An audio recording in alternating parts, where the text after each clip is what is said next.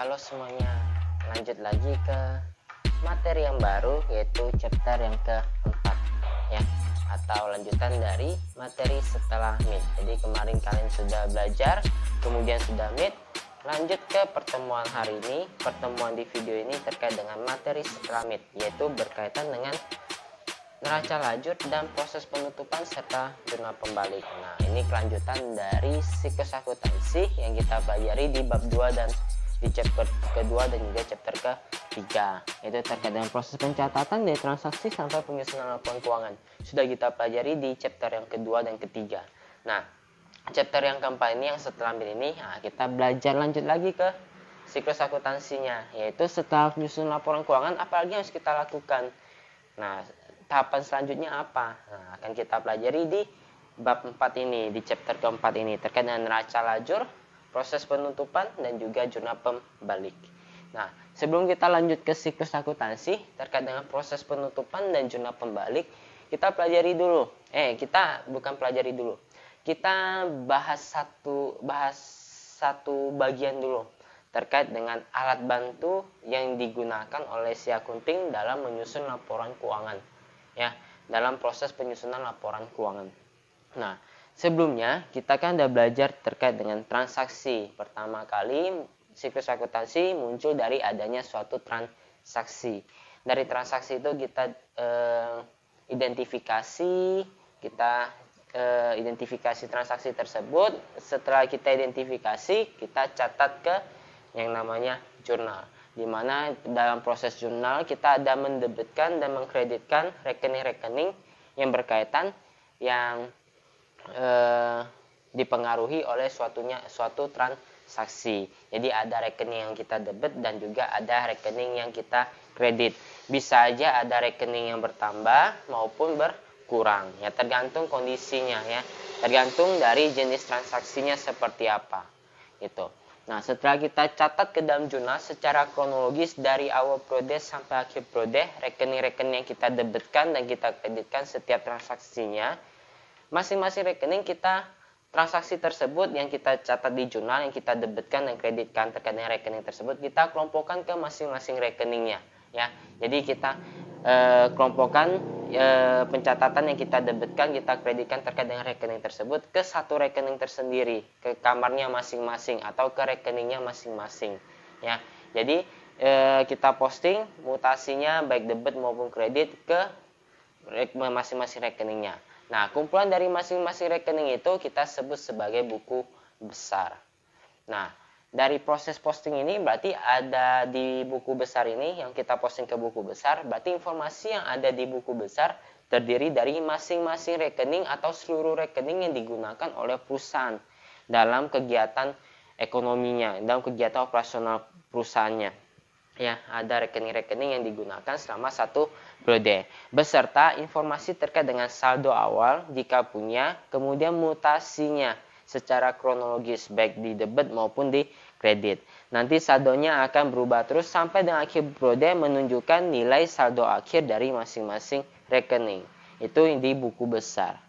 Nah, setelah kita posting ke buku besar, tentunya kalau kita mau susun laporan keuangan, kita lihat data-data di buku besar agak susah ya, karena semua rekening ada di situ dan mutasinya itu dijelaskan secara rinci. Jadi untuk melakukan proses penyusunan laporan keuangan dari buku besar agak kesulitan dan kurang efektif dan efisien. Maka dari itu diperlukanlah suatu peringkasan lagi dari data-data yang di buku besar, masing-masing rekening saldo akhirnya kita ringkas ke satu laporan khusus yang kita sebut sebagai neraca saldo. Jadi neraca saldo itu apa? Neraca saldo itu adalah kumpulan daftar rekening, semua rekening yang digunakan oleh perusahaan dalam satu kegiatan operasional perusahaan, dalam satu kegiatan operasional selama satu periode akuntansi, ya, beserta saldo akhir dari masing-masing rekening tersebut. Jadi sampai di sini buku neraca saldo. Jadi neraca saldo ini ada daftar dari masing-masing semua rekening yang digunakan oleh perusahaan selama satu periode akuntansinya, beserta saldo akhirnya. Nah, harusnya dari neraca saldo ini sudah bisa kita susun laporan keuangan. Tetapi yang namanya jurnal pada saat tahapan kedua ini sampai di neraca saldo dicek kembali, pasti biasanya itu ada suatu transaksi atau suatu kejadian ekonomi yang tidak tercatat sama si akunting. Bisa aja yang pertama tidak tercatat, bisa aja yang kedua dari jurnal yang telah dicatat baik ke debit maupun ke kredit terkait dengan aset, pendapatan, kewajiban, modal, dan juga beban. Pasti ada sesuatu yang perlu disesuaikan. Ya, perlu disesuaikan. Ya, misal ambil contoh yang kemarin yang terkait dengan aset yang tercatat 6 juta untuk Oktober, November, Desember. Jadi Oktober kan udah kita gunakan 1 bulan. Berarti bukan 6 juta lagi aset kita, harusnya 4 juta jadinya. 2 jutanya itu harusnya kita akui beban. Nah, jadi neraca saldo ini tidak menunjukkan kondisi yang sebenarnya ya terkait dengan kegiatan operasional perusahaan di akhir periode. Ya, menunjukkan nilai-nilai yang tidak sebenarnya ya, tidak mencerminkan kondisi yang sebenarnya. Maka dari itu, agar pencatatan si akunting menjadi muhtahir dapat digunakan sebagaimana semestinya dan menunjukkan nilai yang sebenarnya pada laporan keuangannya si akunting, diperlukanlah namanya jurnal tambahan yang kita sebut sebagai proses penyesuaian atau ayat jurnal penyesuaian. Nah, di ayat jurnal penyesuaian ini adalah suatu pencatatan yang digunakan untuk menunjukkan bahwa rekening-rekening real yang terkait dengan neraca sudah menunjukkan nilai yang sebenarnya. Begitu pula terkait dengan rekening nominal. Pendapatan dan beban sudah dicatat sebagaimana semestinya, pendapatan semuanya sudah diakui, beban juga yang sudah terjadi, yang nilai manfaatnya sudah digunakan juga sudah diakui pada satu periode akuntansi. Nah, itulah fungsi dari jurnal penyesuaian ini, yaitu untuk memuhtahirkan saldo-saldo yang ada di neraca saldo, rekening-rekening yang ada di neraca saldo, di mana menunjukkan nilai akun-akun real pada nilai yang sebenarnya. Begitu pula terkait dengan rekening-rekening nominal, yaitu pendapatan dan beban. Kalau terkait dengan rekening real berarti terkait dengan aset, liabilitas, dan juga ekuitas. Nah, yang namanya kalau kita buat jurnal tambahan, yang namanya kita buat jurnal, otomatis ada rekening yang kita debitkan dan kreditkan lagi. Otomatis saldo-saldo yang ada di neraca saldo terkait dengan proses penyesuaian, terkait dengan rekening yang kita sesuaikan di buku besar tentunya akan berubah. Ya, tidak sama lagi nilainya, akan berubah disesuaikan dengan kondisi yang sebenarnya. Nah, maka dari itu perlu kita posting lagi ke buku besar untuk menunjukkan bahwa rekening tersebut sudah disesuaikan dan sudah menunjukkan nilai yang sebenarnya. Karena rekening ada yang berubah terkait akibat penyesuaian, otomatis neraca saldo yang sebelumnya nggak bisa kita pakai lagi. Nah, kita posting ke buku besar, kita buat neraca saldo yang baru yang kita sebut sebagai neraca saldo setelah penyesuaian. Nah, neraca saldo setelah penyesuaian ini sama fungsinya di bagian neraca saldo, tetapi di neraca saldo setelah penyesuaian menunjukkan nilai yang sebenarnya pada rekening-rekening yang dimiliki oleh perusahaan terkait dengan saldonya dan juga informasinya gitu. Nah, dari neraca saldo setelah penyesuaian inilah yang digunakan sebagai dasar dalam penyusunan laporan keuangan. Yaitu ada apa aja? Ada laporan laba rugi, laporan perubahan modal atau kalau perseroan laporan laba ditahan atau laporan saldo laba, dan yang ketiga yaitu pembuatan penyusunan laporan posisi keuangan atau neraca. Oke, ini yang kita pelajari sebelumnya ya dalam satu siklus akuntansi sampai di laporan keuangan selesai. Sampai dengan laporan keuangan selesai, berarti output dari hasil proses akuntansi sudah selesai, yaitu ada laporan keuangan yang dikeluarkan, yang dikomunikasikan kepada si pemegang kepentingan yang memiliki kepentingan untuk membaca laporan keuangan tersebut. Selesai dalam penyajian informasi akuntansinya.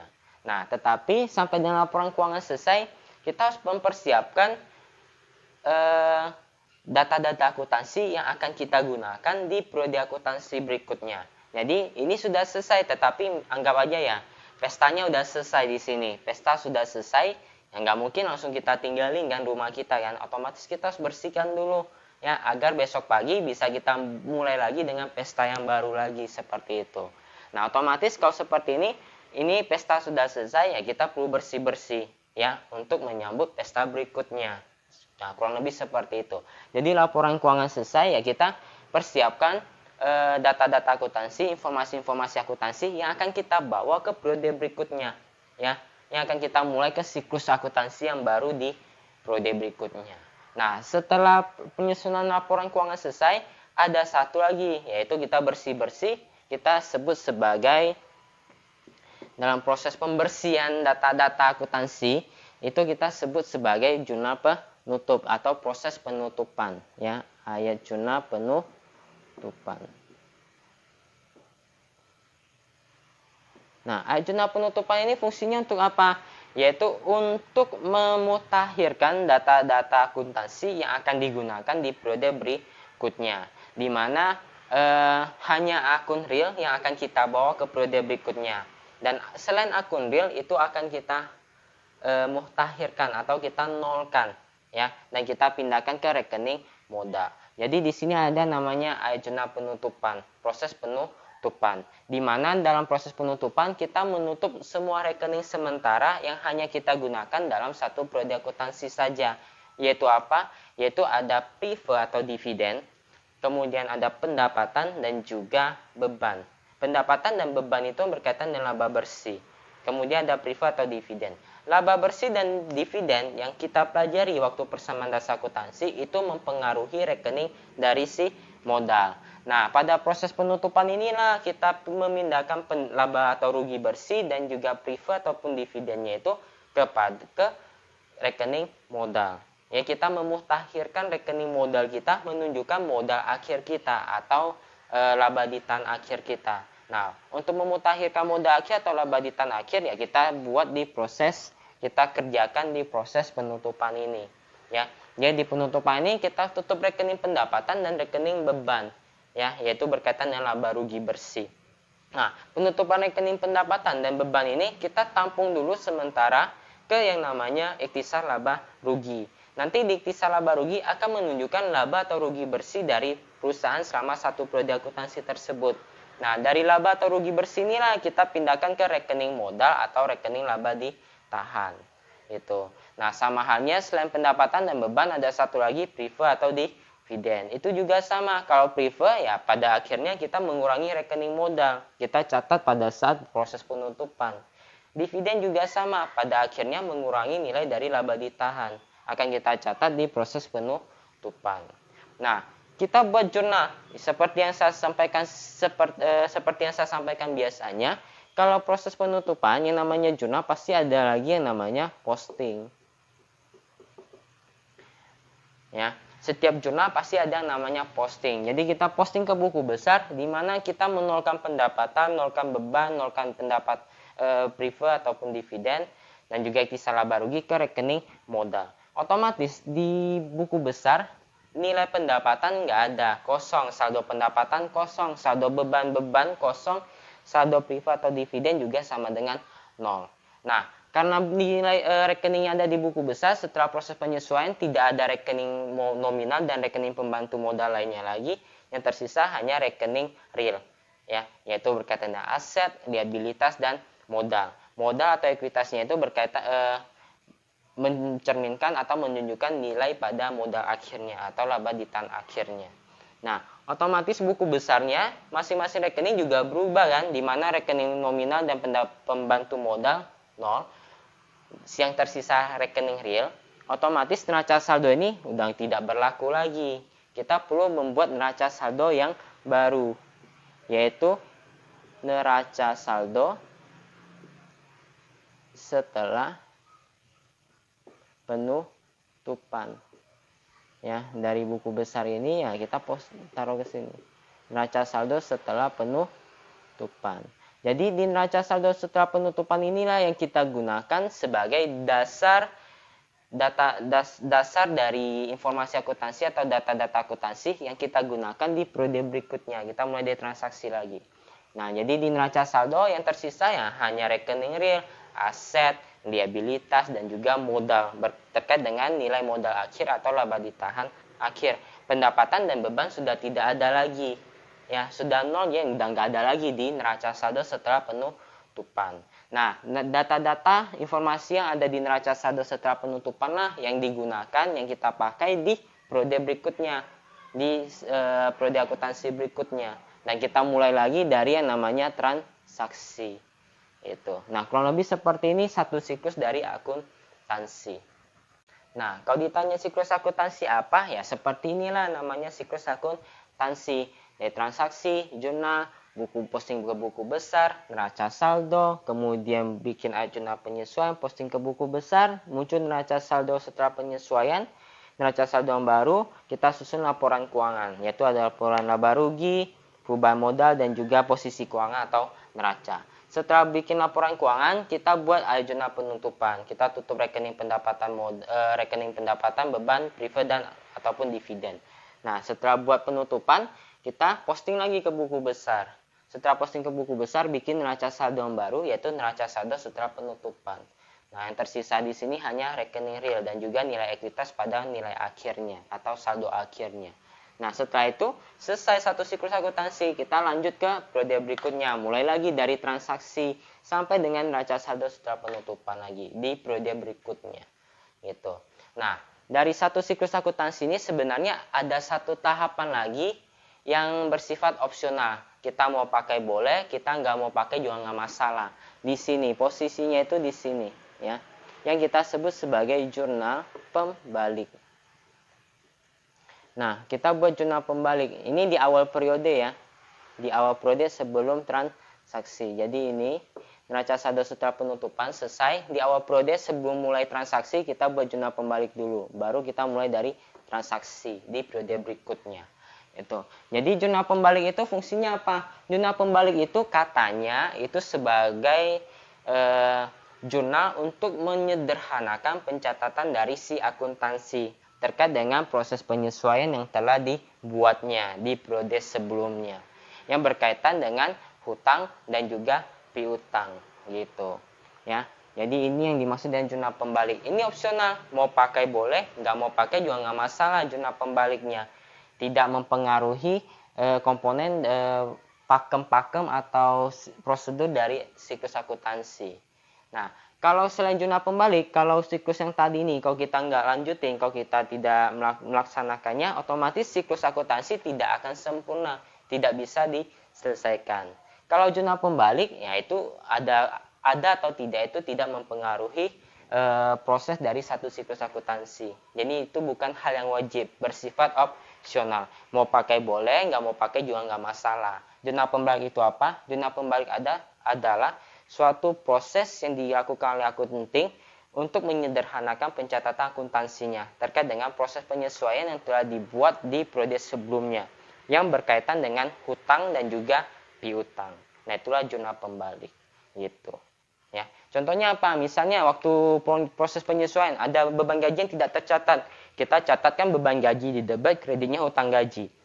Nah, pada saat jurnal pembalik berarti kita perlu balik. Kalau kita pakai ya kita balikin aja jurnal kita, catat hutang gaji di debit, kreditnya beban gaji, selesai gitu.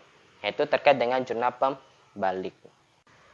Nah, terkait dengan satu siklus akuntansi lagi, saya kembali lagi beberapa step ya terkait dengan siklus akuntansi. Ini berkaitan dengan chapter ketiga kemarin. Nah, di proses penyesuaian jurnal penyesuaian, dalam pembuatan ayat jurnal penyesuaian sampai dengan penyusunan laporan keuangan, berarti di sini ya. Nah, ini yang berarti segitiga bermuda ini ya. Nah, dalam proses pembuatan jurnal penyesuaian sampai dengan penyusunan laporan keuangan, ada satu alat bantu kerja yang dipakai sama akuntansi secara manual di kalau terkait dengan proses manual. Untuk kegiatan penyusunan laporan keuangan, si akunting menggunakan satu alat bantu kerja ya, atau satu kertas kerja ya, satu alat bantu kerja atau satu kertas kerja yang digunakan oleh si akunting dalam menyusun laporan keuangan yang kita sebut sebagai neraca lajur. Jadi selain satu siklus akuntansi ini, si akunting juga biasanya menggunakan kertas kerja untuk membantu si akunting dalam menyusun laporan keuangan yang kita sebut sebagai neraca lajur. Fungsi dari neraca lajur itu untuk apa? Yaitu untuk memudahkan si akunting dalam menyusun laporan keuangan dan juga untuk melakukan peringkasan terkait dengan dari proses penyesuaian sampai dengan penyusunan laporan keuangan ya. Agar si akunting lebih mudah mengidentifikasi atau melakukan cross check atau melakukan pemeriksaan terkait dengan jika ada terjadinya kesalahan-kesalahan yang dibuat atau yang dicatat di sebelumnya. Itu. Jadi neraca lajur ini digunakan sebagai alat bantu kerja oleh si akunting dalam penyusunan laporan keuangan, di mana neraca lajur ini dilakukan dari proses penyesuaian, dicatat pada proses penyesuaian sampai dengan penyusunan laporan keuangan. Gitu. Nah, sebelum kita lanjut ke siklus akuntansi yang di chapter keempat terkait dengan proses penutupan, neraca saldo setelah penutupan dan jurnal pembalik, kita bahas dulu terkait dengan neraca lajur. Nah, neraca lajur itu definisi umumnya apa? Tadi sudah saya sampaikan. Kemudian proses pembuatan neraca lajurnya bagaimana dan juga bentuk dari neraca lajur itu seperti apa akan kita bahas di bab ini, di chapter ini. Sebelum kita bahas jurnal penutup, neraca saldo setelah penutup dan jurnal pembalik. Ya, kita bahas sedikit terkait dengan neraca lajur. Neraca lajur itu apa? Kemudian fungsinya apa? Bentuknya seperti apa? Pembuatan neraca lajurnya seperti apa? Kita bahas terlebih dahulu. Kita mulai dari neraca lajur atau kertas kerja yang digunakan sama si akunting dalam penyusunan laporan keuangan. Alat bantu kerja, alat bantu yang digunakan sama akunting dalam penyusunan laporan keuangan. Nah, neraca lajur itu apa? Neraca lajur adalah suatu kertas kerja yang berkolom-kolom atau berlajur-lajur maksudnya, yang dirancang untuk menghimpun semua data akuntansi yang dibutuhkan pada saat perusahaan akan menyusun laporan keuangan dengan cara yang sistematis. Jadi, neraca lajur itu adalah suatu alat kerja yang terdiri dari berkolom-kolom, yang bentuknya itu berkolom-kolom atau berlajur-lajur. Neraca lajur lebih tepat disebut sebagai kertas kerja yang digunakan sebagai alat bantu dalam menyusun laporan keuangan. Neraca lajur itu masing-masing neraca lajur itu sendiri terdiri dari 5 pasang kolom. Ya, jadi 5 pasang kolom. Jadi setiap kolom itu ada satu pasang lagi, ada pasangannya, debit dan kredit. 5 pasang kolom itu terdiri dari apa saja? Kolom yang pertama itu adalah kolom neraca saldo. Kolom kedua itu penyesuaian atau jurnal penyesuaian. Kolom ketiga itu neraca saldo setelah penyesuaian. Keempat itu kolom laba rugi dan yang kelima itu kolom neraca. Ya. Nah, di handout kalian, neraca lajur terdiri dari 5 pasang kolom yang masing-masing terdiri di atas kolom debit dan kredit.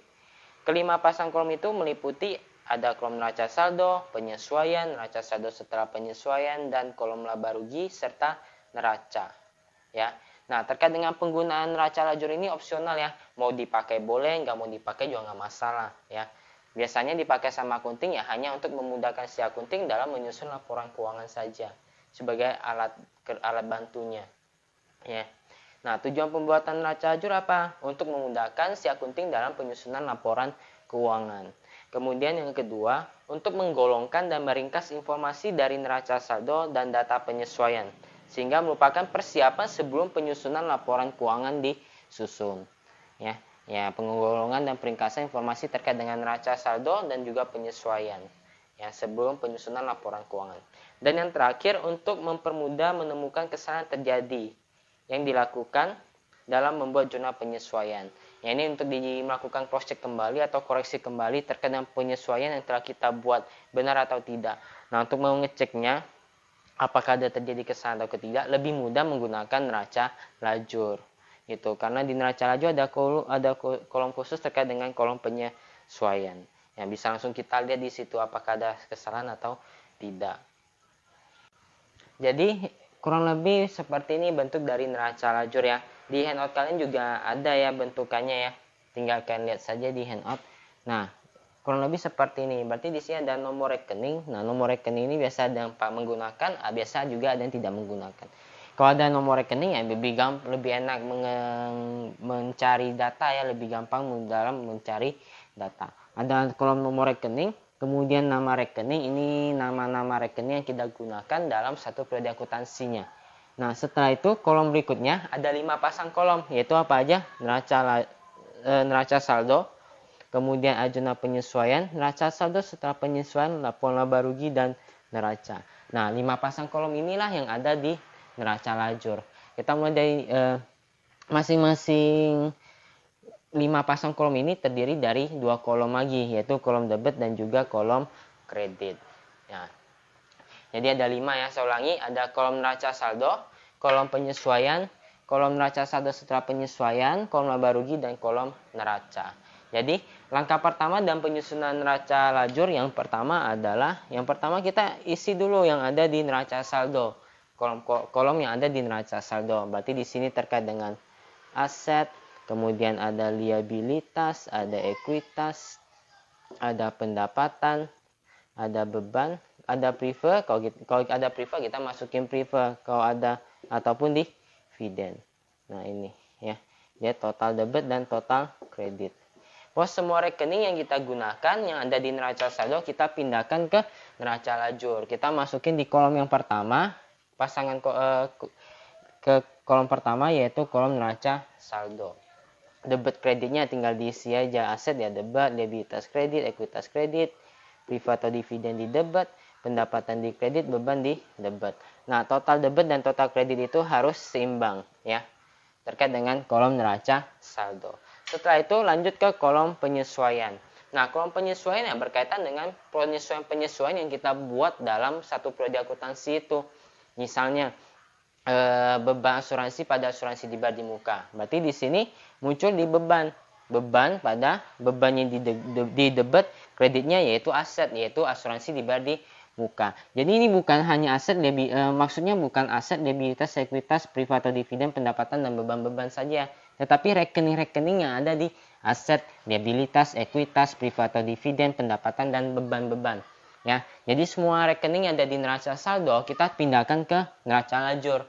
Ya, untuk kolom pertama, satu pasang kolom pertama yaitu neraca saldo, ya kita masukin yang ada di neraca saldo kita, debit kreditnya terkait dengan aset sampai dengan beban-beban. Total debit dan kredit harus seimbang. Nanti kalau sudah ada penyesuaian, misalnya yang tadi saya bilang ada beban asuransi pada asuransi dibayar di muka, berarti di sini muncul beban di debit, asuransi di kredit. Kemudian ada beban gaji pada hutang gaji, berarti ada beban lagi di sini debit, hutang gajinya, berarti bagian liabilitas di kredit, muncul hutang gaji gitu. Nah, total debit dan total kredit dari penyesuaian juga harus seimbang. Nah, ini terkait dengan jurnal-jurnal yang kita buat pada saat penyesuaian. Nah, bagaimana halnya kalau misalnya rekening yang ada di neraca saldo, di proses penyesuaian ada rekening yang kita debitkan atau kita kreditkan tidak ada di rekening sebelumnya yang ada di neraca saldo. Berarti ada rekening tambahan kan? Kalau ada rekening tambahan, kita munculkan di sini rekening tambahan ini. Nah, rekening tambahan ini tidak harus berurut dari aset, liabilitas, ekuitas, prefer, pendapatan, dan beban. Ya, tidak harus berurut. Rekening tambahan muncul baik aset ataupun liabilitas muncul berdasarkan kronologis penyesuaiannya. Ya, jadi kalau misalnya kita bikin ada beban gaji pada hutang gaji, berarti misalnya di sini tidak ada beban gaji ya, berarti di sini kita muncul beban gaji di debit. Hutang gaji ada tidak di neraca saldo? Kalau tidak ada, kita munculkan di bawah hutang gaji di kredit. Nah, kurang lebih seperti itu. Ya, jadi kalau ada penambahan rekening akibat proses penyesuaian, kita taruh di bagian bawahnya, ya, terkait dengan rekening-rekeningnya.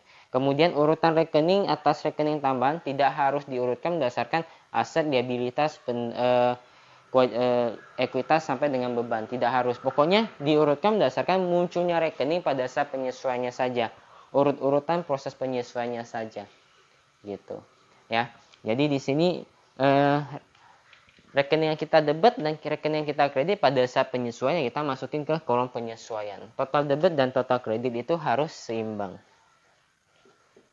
Ya, seperti itu. Kemudian neraca saldo setelah penyesuaian. Nah, neraca saldo setelah penyesuaian itu adalah neraca saldo yang setelah dikurangi atau ditambahkan akibat proses penyesuaian. Ya, berarti di sini aset, misalnya asuransi dibayar di muka di debit 6 juta, kita kreditkan 2 juta, berarti di sini muncul sisa 4 juta. Pokoknya ini rekening neraca saldo setelah penyesuaian, yaitu rekening nilai-nilai atas rekening yang ada digunakan sama perusahaan setelah penyesuaian, yang sudah menggambarkan atau menunjukkan pada kondisi yang sebenarnya, ya, yang sudah muhtakhir di sini. Nah, di sini otomatis total debit dan total kredit juga harus seimbang, ya. Di sini total debit dan total kreditnya itu harus seimbang. Saldonya dapat dari mana? Dapat dari kalkulasi dari kolom neraca saldo dengan kolom penyesuaian. Dapatlah nilai-nilai di neraca saldo setelah penyesuaian, gitu. Kemudian dua kolom terakhir, yaitu kolom laba rugi dan kolom neraca. Nah, kolom laba rugi yang kita masukin hanya berkaitan dengan laporan laba rugi, yaitu apa? Yaitu hanya pendapatan, berarti di sebelah kredit ya, dan beban. Nah, ini kalau ada pendapatan atau beban ya kita masukin juga di sini. Ya, terkait dengan rekening tambahan pada saat proses penyesuaian di sini. Jadi, untuk kolom laba rugi hanya pendapatan dan beban. Ya, yang kita masukin. Jadi, dari neraca saldo setelah penyesuaian tidak semuanya kita taruh ke kolom laba rugi. Yang kita isi di kolom laba rugi hanya berkaitan dengan pendapatan dan juga beban. Kemudian total debit dan total kredit ya dijumlahkan di sini di bagian kolom laba rugi. Total debitnya berapa, total kreditnya berapa. Berarti di sini ada total debit berarti beban ya. Total kredit berarti total pendapatannya berapa. Total debit dan total kreditnya itu pasti tidak seimbang. Akan seimbang berarti kalau seimbang antara total debit dan total kredit berarti perusahaan ini mengalami impas, tidak ada untung, tidak ada rugi atau pakpok ya, dimana pendapatannya itu sama dengan beban. Ya, tetapi itu jarang terjadi ya. Jadi di sini pasti ada selisih antara pendapatan dan bebannya, total debit dan total kreditnya. Nah, nanti kalau ada selisih, apabila total kredit lebih besar dari total debit, berarti ini menunjukkan bahwa perusahaan mengalami keuntungan, mengalami laba. Pendapatannya lebih besar dari bebannya, berarti laba dong. Sebaliknya, kalau total debitnya lebih besar dari total kredit, berarti perusahaan mengalami kerugian. Di mana total debit yaitu beban lebih besar dari total kredit atau total pendapatan, gitu. Jadi kalau misalnya total kreditnya lebih besar dari total debitnya, berarti selisih. Ada selisih sebesar laba bersih perusahaan yang dimiliki atau didapatkan oleh perusahaan selama satu periode akuntansi. Jadi selisihnya itu kita taruh ke nilai terkecilnya. Kalau kredit lebih besar dari debit, berarti selisihnya kita taruh di debit. Fungsinya untuk apa? Yaitu untuk menyeimbangkan antara nilai debit dan nilai kredit. Dan juga untuk mencari laba atau rugi bersihnya. Ya. Kalau kredit lebih besar dari debit, berarti selisihnya kita taruh di debit agar debit dan kreditnya seimbang. Hal ini menunjukkan adanya laba. Sebaliknya, kalau debitnya lebih besar dari kredit, berarti selisihnya itu akan kita taruh di nilai kecilnya, yaitu di bagian kredit, agar debit kreditnya seimbang. Berarti hal ini menunjukkan bahwa perusahaan mengalami kerugian. Gitu. Ini laba atau ruginya. Gitu. Nah, lanjut ke kolom neraca. Kalau kolom neraca berarti yang kita masukin adalah kolom terkait dengan rekening-rekening real. Rekening-rekening yang ada di neraca atau laporan posisi keuangan. Yaitu ada apa aja? Ada aset di debit, ada liabilitas di kredit, dan juga ada modal di kredit. Nah, terkait dengan privat atau dividen kan bukan masuk ke laporan laba rugi ya, tetapi itu mempengaruhi modal langsung kan. Ya, kita masukin di kolom neraca juga di sini, privat atau dividen. Nah, kemudian kalau ada rekening tambahan ya kita masukin, misalnya ada utang gaji di sini. Ya, atau ada piutang atau ada aset lainnya yang bertambah ya kita masukin di kolom debit. Nah, di sini sama juga kolom debit dan kolom kredit. Ya, kolom debit dan kolom kredit itu tidak mungkin seimbang. Seimbang berarti menunjukkan bahwa perusahaan mengalami impas, ya. Sama halnya dengan kolom laba rugi. Nah, selisihnya antara kolom laba rugi dengan kolom neraca itu harus sama, ya. Nilainya itu tidak mungkin berbeda. Selisihnya itu pasti sama, ya. Kalau perusahaan mengalami keuntungan di laporan laba rugi, di neraca juga sama, untung juga. Cuma letak posisi selisihnya itu berbeda. Gitu. Kalau misalnya di kolom laba rugi, di sini kan yang contoh yang di papan tulis ya, kredit lebih besar dari debit, berarti pendapatan lebih besar dari beban. Otomatis ada laba, di mana selisihnya kita taruh di debit. Laba itu kan menambah modal. Modal bertambah di kredit, berarti kita isi di sini. Sama halnya juga sini, nanti total debit dan total kreditnya itu akan tidak seimbang. Tidak seimbang berarti di sini total debitnya lebih besar dari total kreditnya. Sebesar berapa selisihnya? Sebesar dari nilai laba atau rugi bersih di kolom laba rugi. Kalau rugi berarti mengurangi modal. Kalau mengurangi modal, berarti di sini total kreditnya lebih besar dari total debitnya. Berarti kita isi di debit di sini. Kalau mengurangi modal kan catat di debit ya. Benar ya, berarti di debit sini selisihnya. Tuh. Tapi kalau laba ya kebalikannya, kalau laba rugi, laba kita isi selisihnya di debit agar seimbang. Kalau di kolom neraca kita isi di kredit agar seimbang juga, di mana kalau laba menambah modal, modal bertambah di kredit. Begitupun sebaliknya. Ya, gitu. Jadi untuk menyeimbangkannya kita isi di kredit kalau laba. Kalau kreditnya lebih besar dari debitnya berarti rugi. Berarti di kolom laba rugi kita isinya di kredit, di kolom neraca kita isi di debit. Seperti itu. Pokoknya kolom laba rugi dan kolom neraca selisihnya itu saling bertolak belakang. Satu di debit, satu di kredit. Atau satu di kredit, satu di debit. Tidak mungkin di posisi yang sama. Sama-sama debit atau sama-sama kredit itu tidak mungkin. Ya. Jadi kalau laba rugi selisihnya di debit berarti modal di kredit. Kalau di laba rugi selisihnya di kredit berarti di neraca di sebelah debit. Sorry ya, tadi saya sebut modal, harusnya neraca. Gitu. Nah, kurang lebih seperti ini bentuk dari neraca lajur. Ya, jadi ada 5 pasang kolom. Neraca saldo, jurnal penyesuaian, neraca saldo setelah penyesuaian, kolom laba rugi dan neraca. Neraca saldo, jurnal penyesuaian dan neraca saldo setelah penyesuaian nilainya itu harus seimbang antara debit dan kredit. Kalau kolom laba rugi dan kolom neraca itu tidak seimbang ya antara debit dan kredit. Itu untuk menunjukkan nilai laba atau rugi yang dialami atau yang didapatkan oleh perusahaan selama satu periode akuntansi. Bisa seimbang tidak? Bisa aja seimbang ya, tetapi itu menandakan bahwa perusahaan tidak mengalami kerugian maupun keuntungan atau laba. Atau kata lainnya ya perusahaan mengalami impas atau papok, tidak ada untung, tidak ada laba, tidak ada rugi gitu.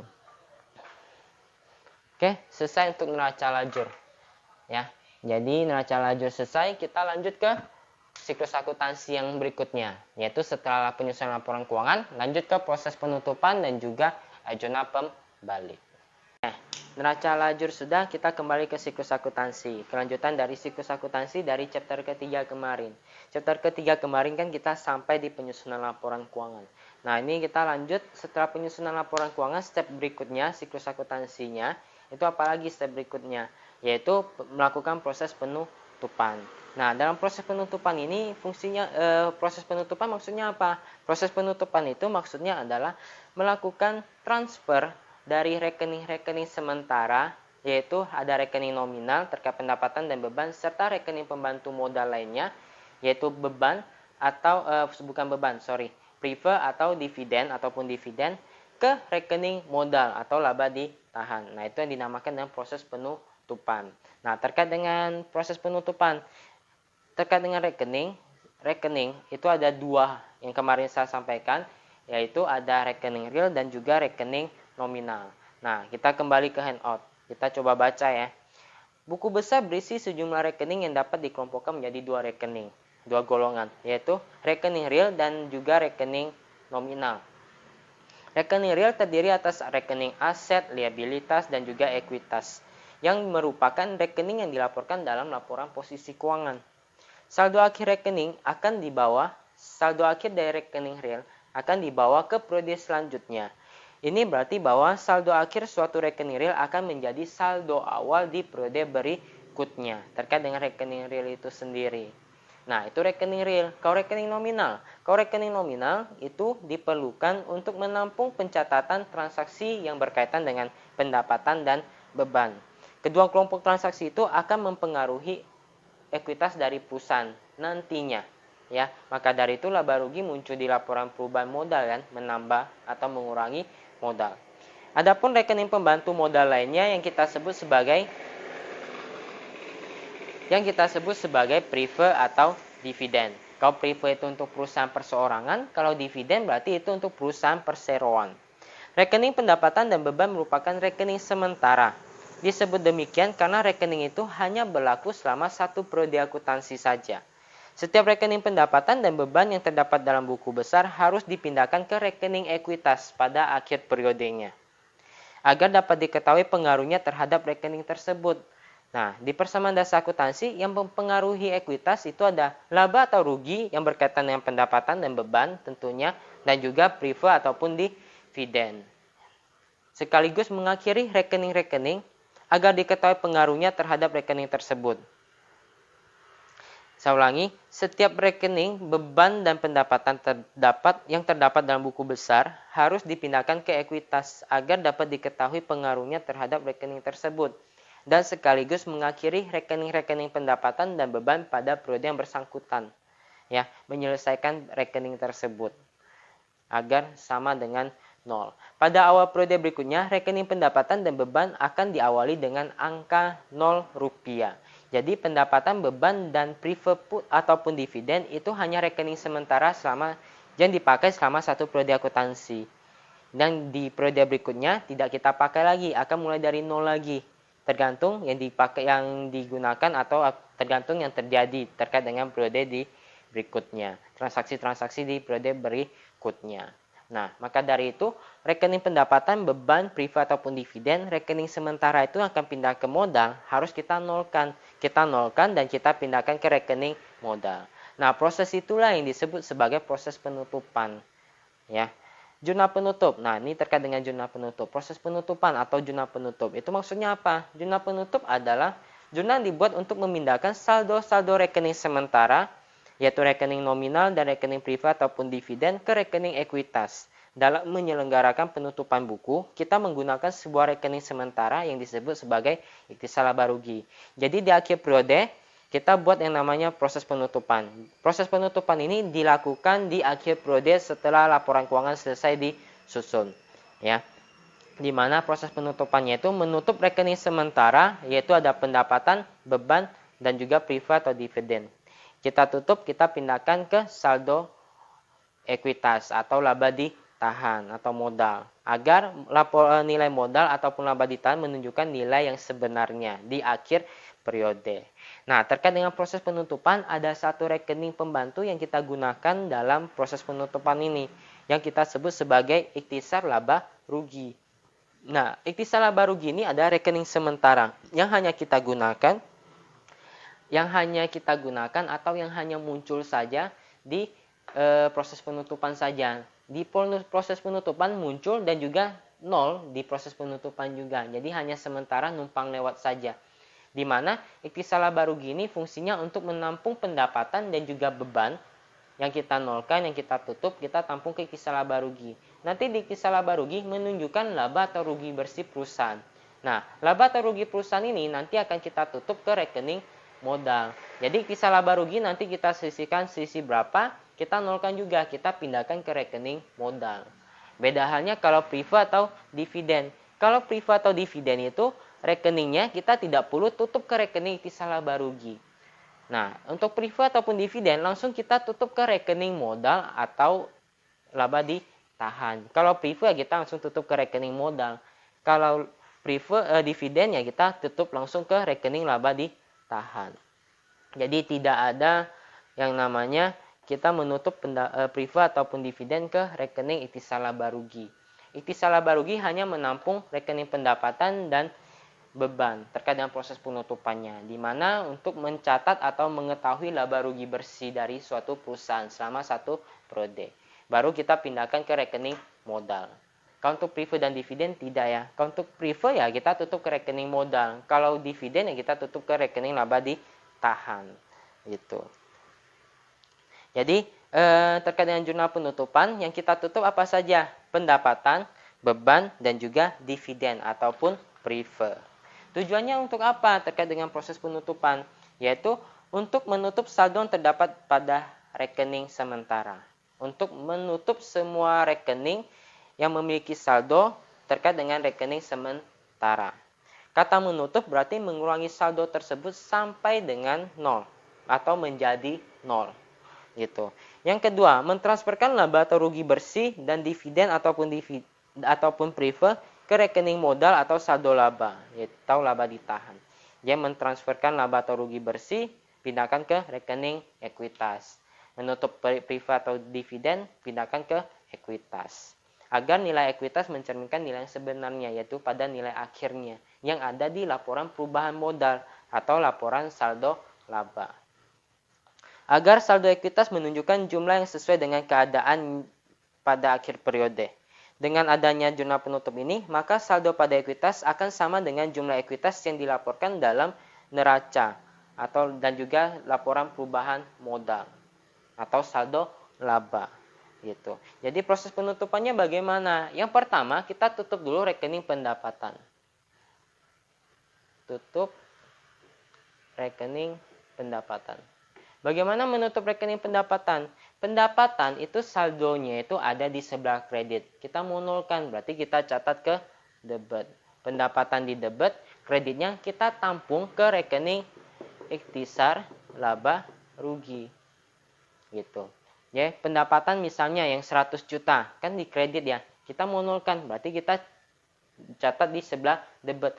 Kredit 100 juta, kita debitkan 100 juta sama dengan 0 gitu. Tampung kemana? Ke ikhtisar laba rugi. Itu yang pertama. Yang kedua, kita tutup rekening beban.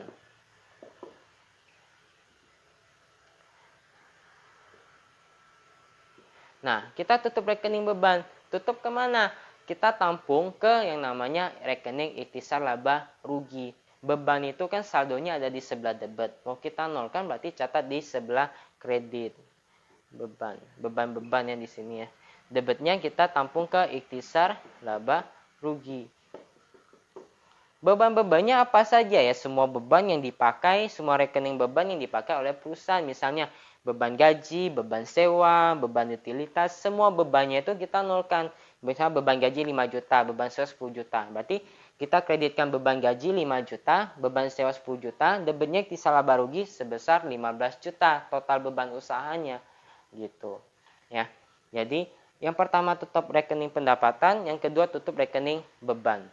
Nah, ketampung di ikhtisar laba rugi. Ikhtisar laba rugi di kredit dan juga ikhtisar laba rugi di sebelah debit. Nah, kita selisihkan di sini. Dapat ikhtisar laba ruginya saldo akhirnya di debit atau di kredit. Gitu. Kalau saldo akhirnya ada di kredit, berarti laba. Pendapatannya lebih besar dari bebannya. Ya, pendapatan lebih besar dari beban. Berarti saldo ikhtisar laba ruginya ada di sebelah kredit. Nah, ini anggap aja 100 juta ya pendapatan dan beban. Pendapatannya 100 juta tadi saya bilang. Kemudian bebannya itu ada 2, total 15 juta. Berarti ada laba sebesar 85 juta. Di ikhtisar laba rugi di rekening T-nya ya. Berarti kita kreditkan 100 juta di sini. Benar tidak? Ikhtisar laba rugi di kredit 100 juta. Debitkan 15 juta. Sisa di ikhtisar laba rugi 85 juta. Berarti laba, pendapatan lebih besar dari beban. Nah, ikhtisar laba rugi ini berarti yang langkah ketiga. Yang pertama tutup pendapatan, kedua tutup beban, ketiga kita tutup rekening ikhtisar laba rugi kita yang sudah kita tampung terkait dengan pendapatan dan beban. Ini yang ketiga. Tutup rekening ikhtisar laba rugi. Gitu. Kalau laba, berarti posisi ikhtisar laba rugi ada di sebelah kredit. Berarti kita tutup rekening ikhtisar laba rugi kita di sebelah debit. Tampung kemana? Tampung ke rekening modal. Saya ambil contoh perusahaan perseorangan ya. Selesai. Pendapatan 0, beban 0, ikhtisar laba rugi yang kita tampung tersisa juga 0 habis jurnal yang ketiga ini. Gitu. Selesai. Ini kalau laba. Kalau rugi bagaimana? Kalau rugi ya sebaliknya. Ya, sambil contoh di sini kan pendapatannya bukan 10 juta, 100 juta. Anggap aja pendapatannya 12 juta di sini. Nah, di ikhtisar laba rugi, saya pertama tutup rekening pendapatan yaitu ikhtisar laba pendapatan pada ikhtisar laba rugi sebesar 12 juta. Kemudian saya tutup rekening beban. Ikhtisar laba rugi 15 juta di debit, kreditnya beban sewa dan beban gaji masing-masing 5 juta dan 10 juta, total 15 juta. Berarti di sini saldo akhir dari ikhtisar laba rugi setelah penutupan pendapatan dan beban tersisa di sebelah debit sebesar 3 juta. 15 juta kurangi 12 juta. 12 jutanya pendapatan, 15 juta beban. Pendapatannya lebih kecil dari beban, berarti rugi. Ikhtisar laba ruginya ada di posisi debit. Nah, kalau rugi, bagaimana kita tutupnya? Berarti kebalikan dari laba. Ikhtisar laba rugi kita mau nolkan. Di debit kan, 3 juta, berarti kita kreditkan ikhtisar laba rugi. Debitnya apa?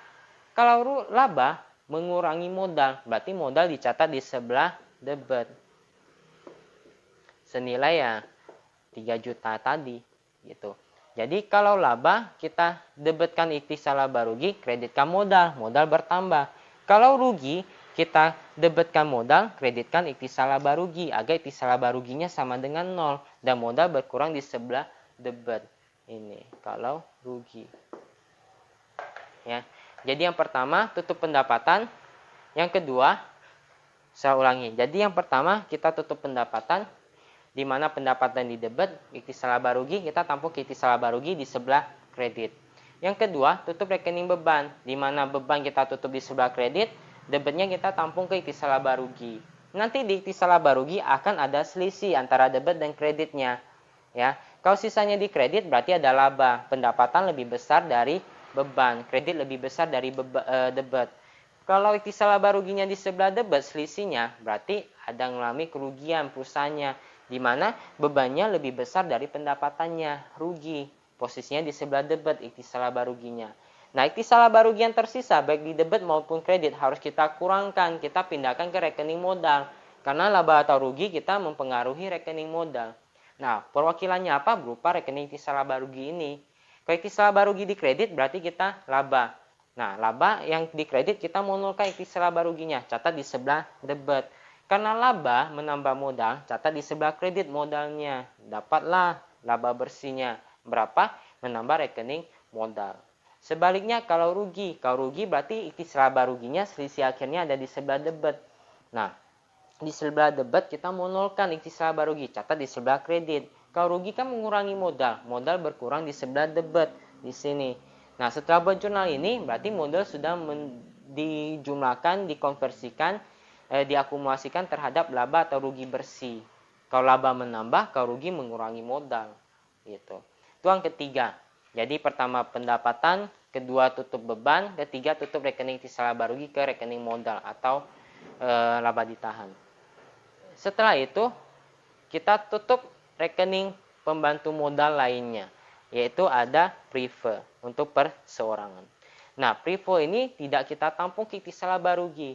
Ikhtisar laba rugi hanya mencatat laba rugi bersih perusahaan saja, jadi terkait dengan pendapatan dan beban. Kalau prive, kita langsung menutupnya itu ke rekening modal. Jadi yang keempat, menutup prive atau dividen. Nah, kalau prive mengurangi modal, prive dicatat di sebelah mana? Di debit, kita mau nolkan, catat di sebelah kredit.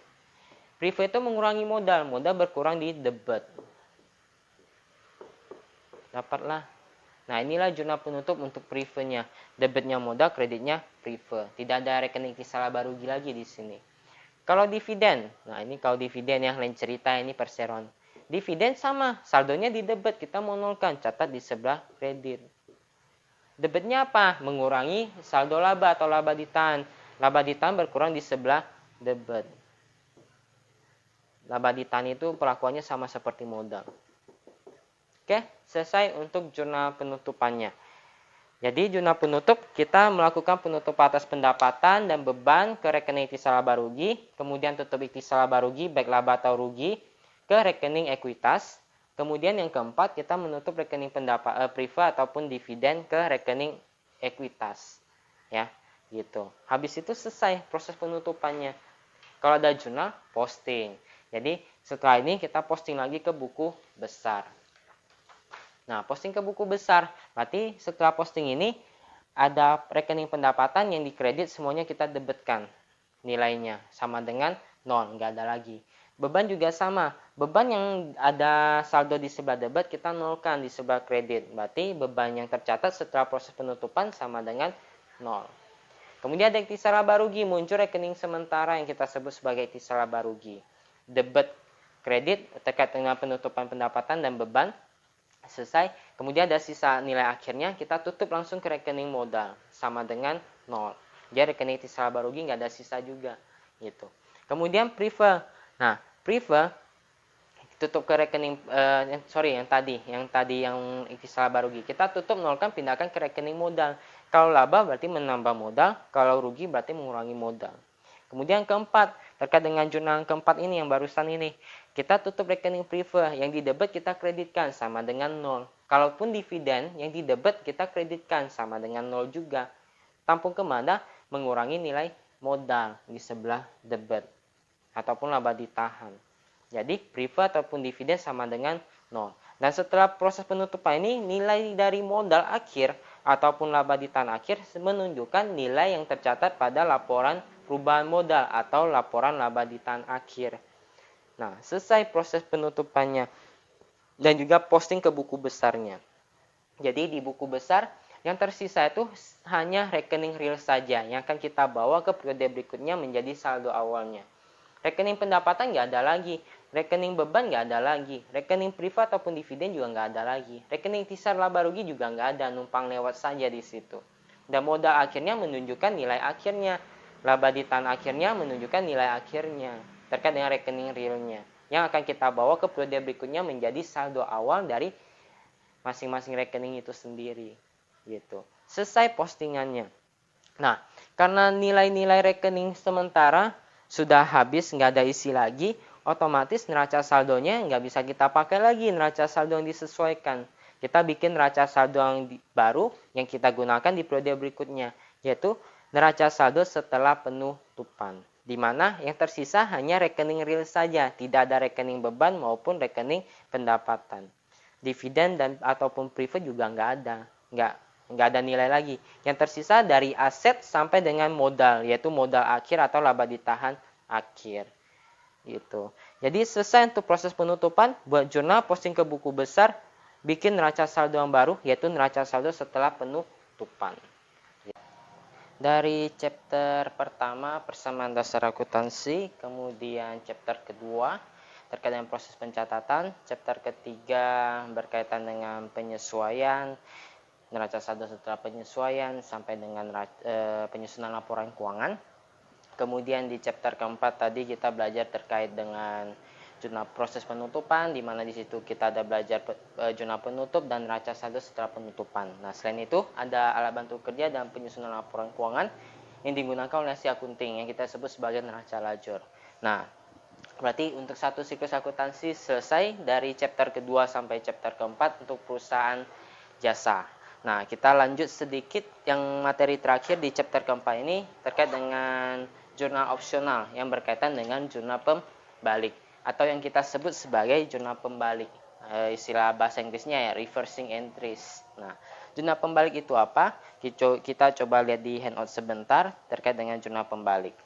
Setelah laporan keuangan disusun dan jurnal penutup dicatat serta dibukukan, setelah laporan keuangan disusun, kemudian proses penutupan sudah kita selesaikan.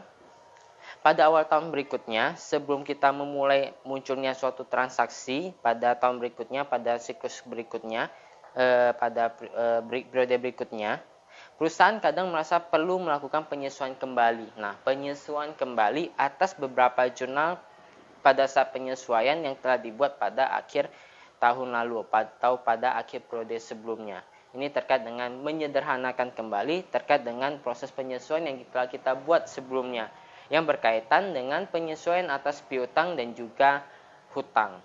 Ya. Nah, jurnal penyesuaian kembali atau jurnal pembalik dilakukan dengan mendebat atau mengkreditkan kebalikan dari penyesuaian yang telah kita buat sebelumnya.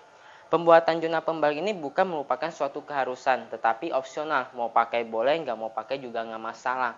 Ya, tetapi kalau kita pakai dan tidak pakai, jurnal berikutnya yang berkaitan dengan penyesuaian tadi akan berpengaruh, akan berbeda jadinya. Tetapi hasilnya tetap sama. Prosesnya berbeda, tetapi hasil akhirnya tetap sama. Tujuannya hanya untuk menyederhanakan pembuatan jurnal yang bersangkutan pada tahun berikutnya. Jurnal penyesuaian yang perlu dibuat jurnal pembalik hanya berkaitan dengan jurnal penyesuaian terkait dengan jurnal yang menimbulkan hutang ataupun piutang, yaitu receivable atau payable.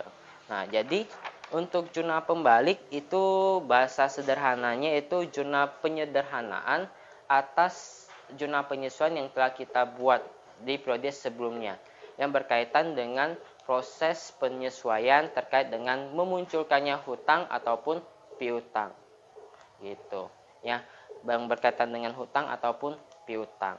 Jadi proses jurnal pembaliknya seperti apa? Yaitu kita membalikan jurnal penyesuaian yang telah kita buat. Yang kita sebelumnya catat di kredit di sebelah pada saat penyesuaian kita catat ke sebelah debit. Yang sebelumnya kita catat di sebelah debit, kita catat sebelah kredit. Nah, itu jurnal penyesuaiannya. Fungsinya untuk apa? Yaitu untuk menyederhanakan pencatatan dari si akunting di periode berikutnya berkaitan dengan proses penyesuaian yang terjadi sebelumnya yang berkaitan dengan hutang ataupun piutang. Ya, sambil contoh misalnya tanggal 31 Oktober ada beban gaji yang belum dibayarkan. Ya, ada beban gaji yang belum dibayarkan sama si perusahaan. Otomatis kita buat penyesuaian. Kita akui adanya beban gaji. Kreditnya karena belum dibayarkan catat ke hutang gaji. Anggap aja 1 juta. Oke. Ini pada saat ayat jurnal penyesuaian. Nah, sampai dengan akhir periode, kemudian kita susun laporan keuangan, selesai kita buat proses penutupan. Di mana waktu pada saat penutupan kita menutup rekening-rekening nominal dan juga rekening pembantu modal lainnya kita transfer atau kita catat ke rekening modal. Apakah menambah atau mengurangi modal pada akhirnya nanti. Sampai modal tersebut menunjukkan nilai yang sebenarnya pada akhir periode. Baik modal ataupun laba ditahan. Nah, kemudian kita buat proses penutupan, di mana kita tutup rekening nominal, yaitu beban gaji. Ini kan beban gaji bulan Oktober, selesai ya, kita tutup ya di situ. Ya, yang tersisa di sini ada hutang gaji yang kita bawa ke periode berikutnya. Kita bawa ke periode berikutnya di neraca saldo. Setelah penutupan ada hutang gaji 1 juta. Oke. Ini opsional, mau pakai jurnal pembalik boleh, nggak mau pakai juga nggak masalah. Kita coba yang pertama dulu. Kita nggak pakai jurnal pembalik. Oke, hutang gaji ini yang dicatat pada saat penyesuaian ternyata dibayarkan di tanggal 5 November beserta gaji bulan November selama berapa hari misalnya. Ya, jadi anggap aja di tanggal 5 November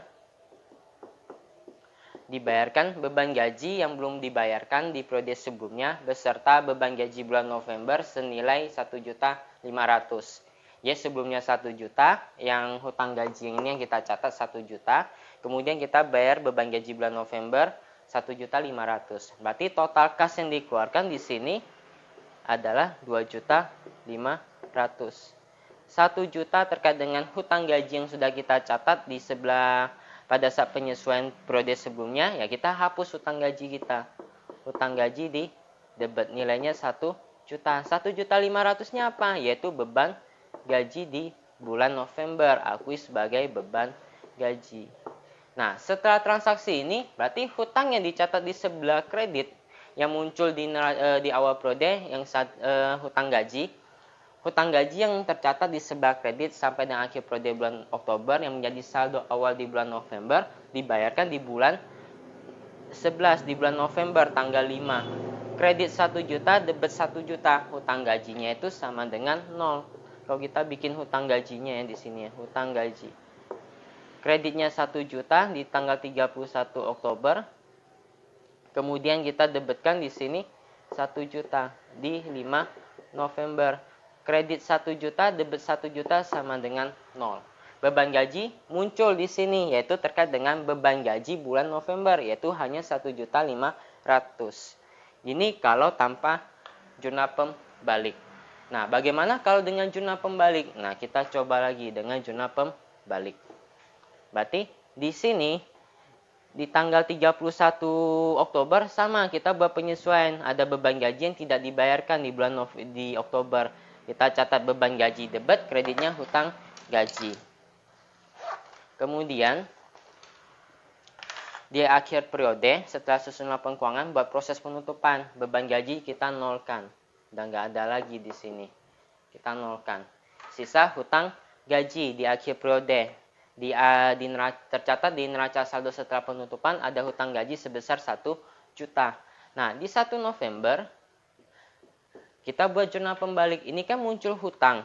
Nah, kita buat jurnal pembalik itu terkait dengan jurnal penyesuaian yang memunculkan adanya rekening hutang ataupun piutang. Nah, di sini kan memunculkan hutang, otomatis kita buat jurnal pembaliknya di 1 November di awal periode berikutnya sebelum transaksi dimulai, sebelum siklus akuntansi dimulai. Nah, kita di sini debitkan hutang gaji.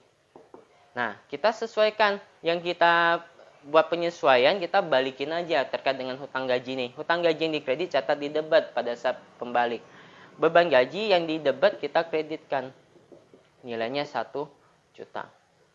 Berarti di sini posisi setelah jurnal pembalik ini ada beban gaji di awal periode November ya. Ada beban gaji yang kita kreditkan 1 juta. Kemudian hutang gajinya, hutang gaji. Hutang gajinya pada saat akhir periode ada 1 juta, 31 Oktober. Kemudian di jurnal pembalik di 1 November kita debitkan 1 juta, 0 dan nggak ada lagi hutang gaji kita. Tetapi di sini ada beban gaji yang di sebelah kredit, nilainya 1 juta, minus kan di 1 November. Jadi di sini ada beban gaji minus 1 juta. Di tanggal 5 November baru dibayarkan 2.500.000-nya ini. Berarti ada kas yang berkurang 2.500.000. Nah, pada saat pembayaran terkait dengan beban gaji bulan Oktober 1 juta dan November 1,5 juta, kita nggak perlu lagi kita debitkan hutang gaji. Bukan kita debitkan hutang gaji lagi. Ini salah. Karena hutang gaji di sini sudah 0 pada saat jurnal pembalik. Nah, apa harus kita debitkan? Ya, kita langsung debitkan semuanya, yaitu akui sebagai beban gaji di sini. Beban gaji nilainya 2.500.000. Nah, kok jadi beban gajinya tercatat lebih dong? Harusnya kan 1.500.000 saja yang November. Kok 1 jutanya diakui didebitkan beban gaji lagi terkait dengan beban gaji bulan Oktober? Iya. Tadi sebelumnya ada beban gaji pada saat jurnal pembalik, di sebelah kredit beban gaji kita 1 juta. Kita debitkan 2.500.000 pada 5 November. Kredit 1 juta minus 1 juta, kita tambahkan 2.500.000. Sisa di setelah tanggal 5 November ini, beban gaji yang tercatat yaitu 1.500.000. Minus 1 juta ditambahkan 2.500.000. Tersisa 1.500.000 gitu. Nah, ini yang dimaksud dengan jurnal pembalik. Kalau kita nggak bikin jurnal pembalik kan tidak perlu jurnal seperti ini. Tidak ada buku besar terkait dengan beban gaji yang seperti ini. Tetapi kita debitkan hutang gaji, akui beban gaji, debitkan hutang gaji terkait dengan gaji bulan Oktober yang sudah kita catat, yang kita tampung ke hutang, kemudian debitkan beban gaji bulan November saja. Kalau tanpa jurnal pembalik. Kalau dengan jurnal pembalik, otomatis hutang gaji pada saat jurnal pembalik kita udah debitkan, udah kita nolkan. Tetapi kita kreditkan beban gaji, di mana beban gaji minus 1 juta. Pada saat bayar ya kita nggak perlu debitkan hutang gaji lagi, kan udah nol pada saat pembalik. Jadi kita langsung debitkan beban gaji 2.500.000. Yang minus 1 juta kita debitkan 2.500.000, tercatatlah yang hanya terkait dengan gaji bulan November, yaitu 1.500.000. Nah, itu terkait dengan jurnal pembalik. Jadi jurnal pembalik itu adalah jurnal digunakan untuk menyederhanakan pencatatan secara akuntansinya terkait dengan penyesuaian yang telah kita buat di periode sebelumnya. Ya, di akhir periode sebelumnya yang memunculkan rekening piutang maupun hutang itu. Ya, jadi kurang lebih seperti ini. Kalau piutang ya terkait dengan misalnya piutang bunga, ya, piutang bunga pada pendapatan bunga. Nah, terkait dengan jurnal pembaliknya kita balikin aja pendapatan bunga di debit, kreditnya piutang bunga. Nah, penyelesaian seperti apa? Kurang lebih sama seperti dengan yang contoh soal yang tadi, contoh yang saya jelaskan tadi, yang saya ilustrasikan tadi, ya, yang tadi saya ilustrasikan, gitu. Ya, jadi ini terkait dengan jurnal pembalik. Nah, ini bukan suatu keharusan, tetapi opsional. Mau dipakai boleh, nggak mau dipakai juga boleh. Tujuannya untuk menyederhanakan. Tetapi secara pribadi saya tidak menganggap itu menyederhanakan ya. Karena saya posisinya sebagai akunting, ya saya rasa ini nggak menyederhanakan. Lebih malahan memperbanyak pencatatan kita. Hanya kan kita nggak usah bikin jurnal pembalik. Pas bayar ya kita debitkan hutang gaji aja, akui beban gaji bulan November saja, seperti itu. Tetapi kalau kita pakai jurnal pembalik, otomatis kita mau balikin lagi penyesuaian kita. Kemudian akui lagi beban gajinya 2.500.000. Gimana sebelumnya udah kita kreditkan 1 juta. Kurang lebih seperti itu. Nah, ini fungsinya untuk apa? Saya lebih merasa ini untuk memudahkan si bagian keuangan atau bagian kasir apabila mereka bertugas untuk melakukan pencatatan. Karena yang bikin penyesuaian kan bukan bagian kasir ya, dimana pada saat itu tidak ada transaksi kasnya, yang bikin si akunting. Otomatis si kasir nggak tahu ada jurnal seperti ini. Nah, jadi maka dari itu kalau dibuat jurnal pembalik, si kasir langsung catat beban gaji, kita bikin jurnal pembalik nggak masalah. Tetapi kalau tidak dibuat jurnal pembalik, si kasir akan salah catat jadinya. Dia catat beban gajinya terlalu besar, utang gajinya tidak dibayarkan jadinya. Kurang lebih seperti itu. Jadi saya rasa untuk jurnal pembalik itu lebih memudahkan si bagian keuangan atau bagian kasir apabila mereka bertugas untuk melakukan pencatatan. Gitu. Karena pada saat penyesuaian si kasir nggak copy hal tersebut, yang copy si akunting, kecuali si akunting ada menginformasikannya kepada si kasir itu. Nah, jadi si kasir itu tahu. Tetapi kalau tidak diinformasikannya, si kasir nggak tahu ada jurnal penyesuaian seperti itu. Nah, nanti pada saat pembayaran tercatat double beban gajinya. Nah, kurang lebih seperti itu terkait dengan jurnal pembalik. Jadi materi terkait dengan materi chapter keempat atau bab 4 yang berkaitan dengan neraca lajur, proses penutupan dan juga jurnal pembalik juga sudah saya sampaikan ya. Berarti terkait dengan perusahaan jasa, satu siklus akuntansi sudah saya sampaikan semuanya dari chapter yang pertama sampai dengan chapter yang keempat ya. Lebih khususnya di chapter kedua sih, karena awal mula siklusnya kita belajar dari chapter kedua. Chapter pertama terkait dengan persamaan dasar akuntansi. Nah, dari satu siklus akuntansi terkait dengan perusahaan jasa sudah saya sampaikan mulai dari transaksi, jurnal, posting buku besar, kemudian neraca saldo, ayat jurnal penyesuaian, neraca saldo setelah penyesuaian, penyusunan laporan keuangan, kemudian jurnal proses penutupan berkaitan dengan jurnal penutup dan juga neraca saldo setelah penutupan. Itu sudah saya sampaikan satu siklus akuntansi terkait dengan perusahaan jasa. Selain itu juga ada jurnal tambahan opsional berkaitan dengan jurnal pembalik. Kemudian kita juga ada belajar terkait dengan alat bantu yang digunakan sama akunting dalam penyusunan laporan keuangan yang kita sebut sebagai neraca lajur. Itu juga sudah kita sampaikan, sudah kita bahas, sudah saya sampaikan, sudah saya jelaskan dari chapter 1, 2, 3, dan 4 terkait dengan perusahaan jasa. Oke, jadi untuk perusahaan jasa satu siklus akuntansi selesai ya, nggak ada masalah lagi di chapter keempat. Di chapter berikutnya nanti kita akan belajar terkait dengan satu siklus akuntansi berkaitan dengan perusahaan dagang. Jadi langsung satu bab berkaitan dengan satu siklus akuntansi perusahaan dagang. Itu di chapter ke-5. Nah, chapter keempat selesai. Video berikutnya kita akan bahas beberapa latihan soal yang berkaitan dengan chapter keempat, yaitu dari neraca lajur, proses penutupan, dan satu siklus akuntansi. Chapter 4 selesai, berarti satu siklus akuntansi untuk perusahaan jasa selesai.